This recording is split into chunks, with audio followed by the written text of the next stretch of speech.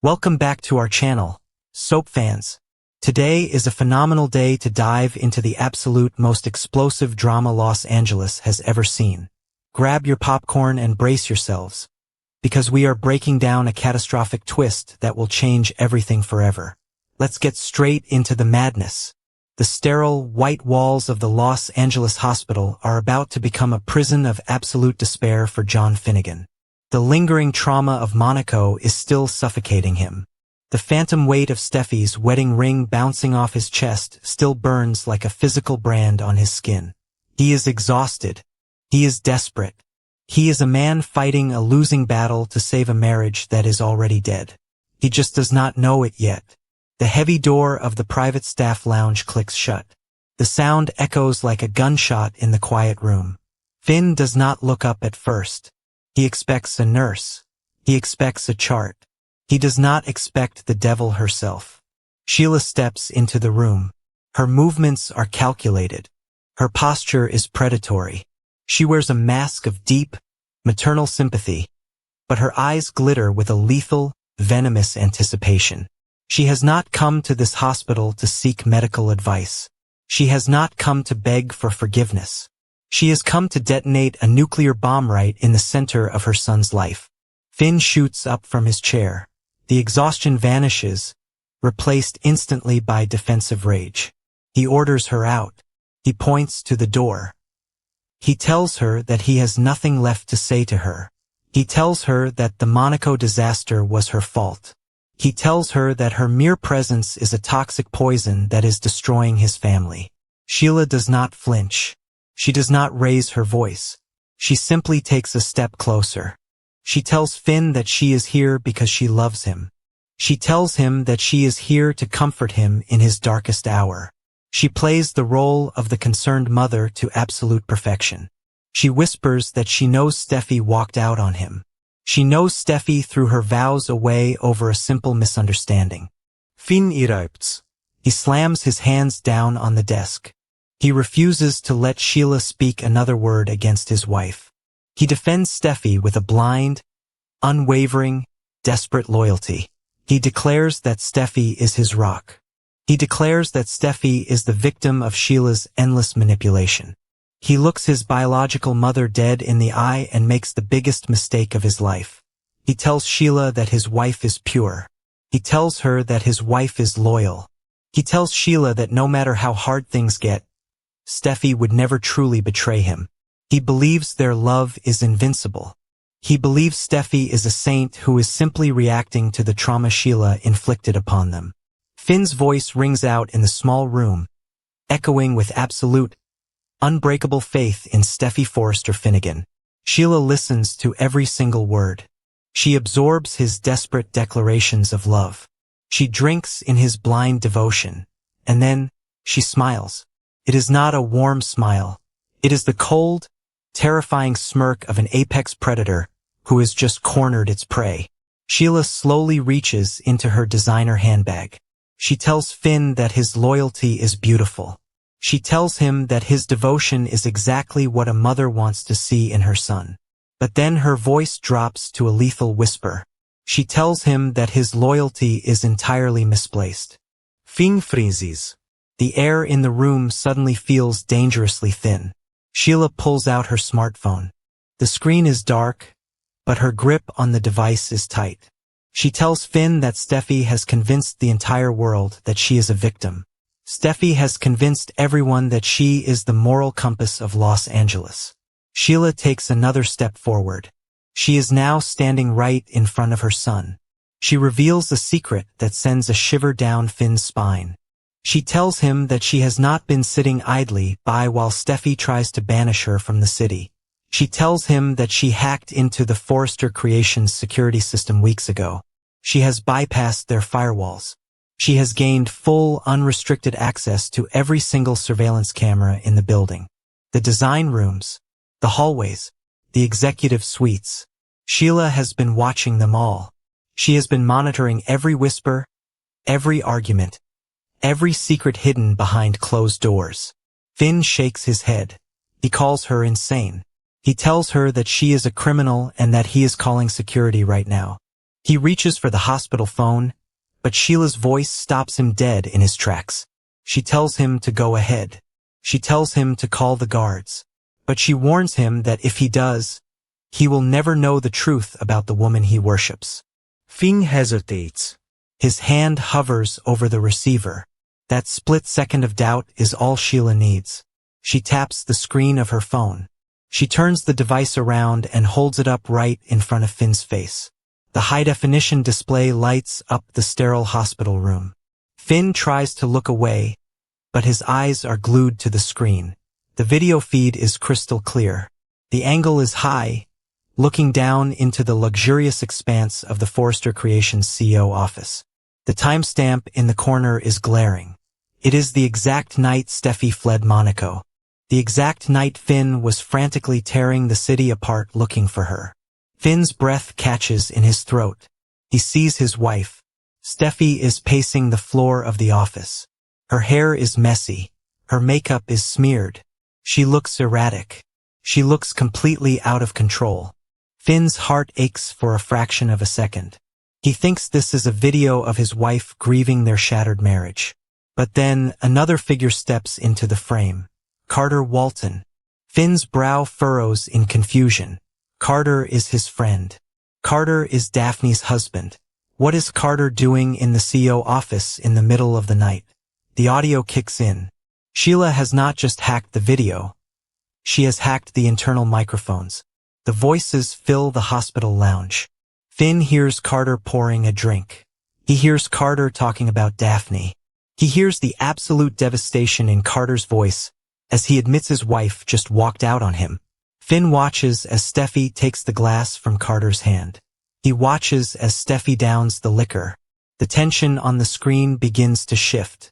It morphs from shared grief into something dark, something dangerous, something entirely inappropriate. Finn's hands begin to tremble. He tells Sheila to turn it off. He demands that she turn it off. Sheila does not move. Her grip on the phone is like iron. She forces him to watch. On the screen, the distance between Steffy and Carter evaporates. They are standing entirely too close. The air between them is thick with alcohol and reckless desperation. Finn watches as Carter reaches out. He watches as Carter's hand touches Steffy's arm. He watches as his wife, the woman who just hours prior was screaming about loyalty and family, leans into the touch. Finn's heart stops beating. The blood drains completely from his face. The video continues. It is a slow, agonizing descent into absolute betrayal. Steffy looks up at Carter. Carter looks down at Steffy. And then it happens. The kiss. It is not a fleeting moment of weakness. It is not an accident. It is a desperate, hungry, passionate collision. Finn stumbles backward. His back hits the edge of a medical cart. The metal rattles loudly, but he barely registers the sound.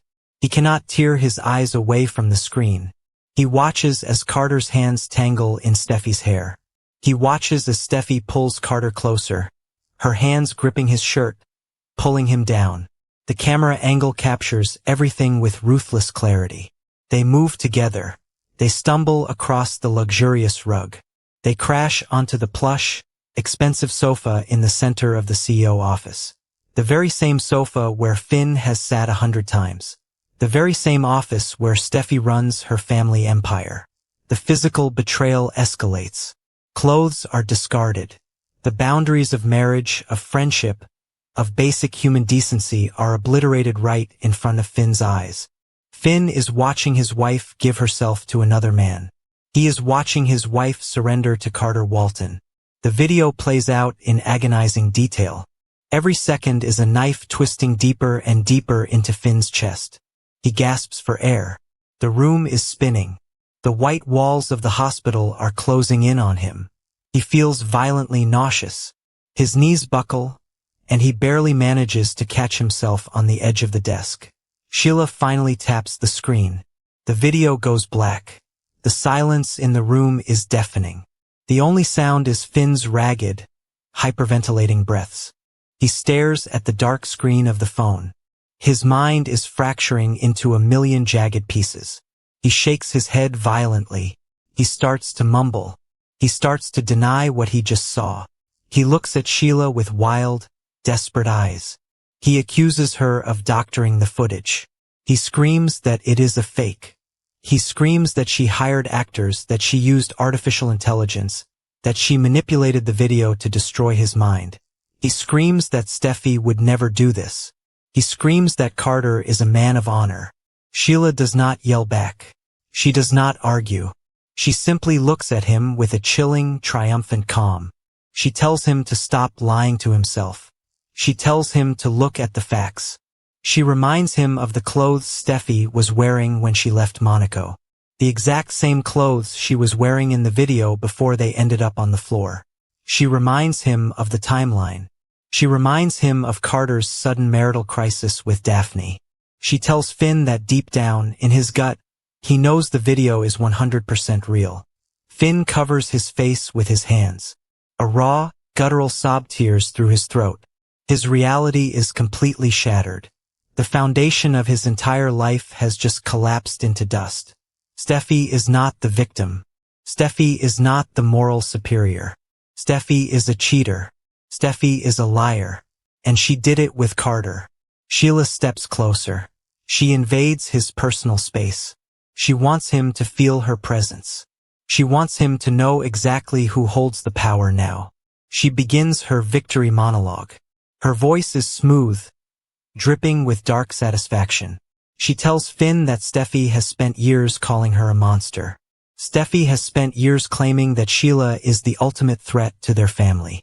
But Sheila points a finger at the dark screen of her phone. She tells Finn that the real monster is the woman sleeping in his bed. She tells him that Steffy is a hypocrite of the highest order. Steffy demanded absolute perfection from Finn. Steffy demanded that he cut his own mother out of his life to prove his loyalty. And the moment things got difficult, the moment Steffy felt slighted, she ran straight into the arms of another man. Sheila's words hit Finn like physical blows. Every syllable is a hammer smashing the pedestal he put his wife on. Sheila leans in close. Her face is inches from his. She tells him that the entire Forrester family is built on lies and deceit. She tells him that they look down on everyone else from their glass tower, while they wallow in their own filth. And then, Sheila delivers the final, crushing blow. She tells Finn that despite all her past sins, despite all her mistakes, she is the only person in this room who is telling him the truth. She tells him that she is the only woman in his life who does not lie to him. She tells him that a mother's love is the only pure thing he has left. Finn slowly lowers his hands from his face. His eyes are red. They are bloodshot. They are completely hollow. The loving, devoted, optimistic doctor is gone. In his place is a man whose soul has just been incinerated. He looks at Sheila. He does not yell. He does not tell her to leave. He simply stares through her, his mind racing with the catastrophic implications of what he has just witnessed. Steffy has been lying to his face every single day since she returned from Monaco. She has looked him in the eye, accepted his apologies, and played the role of the wounded wife, all while hiding a filthy, treacherous secret. And Carter, the man who stood by their side, the man who pretended to be a friend. The rage begins to build. It starts as a small spark in the pit of Finn's stomach and rapidly ignites into a roaring inferno. He is not just heartbroken. He is humiliated. He has been played for an absolute fool. Sheila watches the transformation happen in real time. She sees the exact moment Finn's love turns into pure, unadulterated hatred. She smiles. She has won. She has successfully destroyed the golden couple of Los Angeles. She slips her phone back into her designer bag. She tells Finn that she will leave him to process the truth. She tells him that she is always here for him. She tells him that when he is ready to burn the Forrester empire to the ground, she will hand him the matches. Sheila turns and walks out of the hospital lounge, the click of her heels echoing down the hallway like a ticking clock.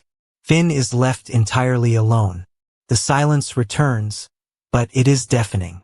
His heart is pounding a frantic, violent rhythm against his ribs. He looks at the door. He looks at his own hands. The image of Steffy and Carter on that sofa is burned into his retinas. It is a permanent scar on his mind. He cannot unsee it. He cannot unknow it. The absolute betrayal is a physical weight crushing his lungs. He knows what he has to do. He cannot go home and pretend. He cannot look Steffy in the eye and smile. The reckoning is coming. The fallout will be biblical. The golden marriage is dead, and the funeral is about to be bathed in absolute chaos. What will Finn do with this explosive video? Will he destroy Carter? Or will Steffy's lies finally end her marriage? Share your theories below and subscribe for our next breakdown.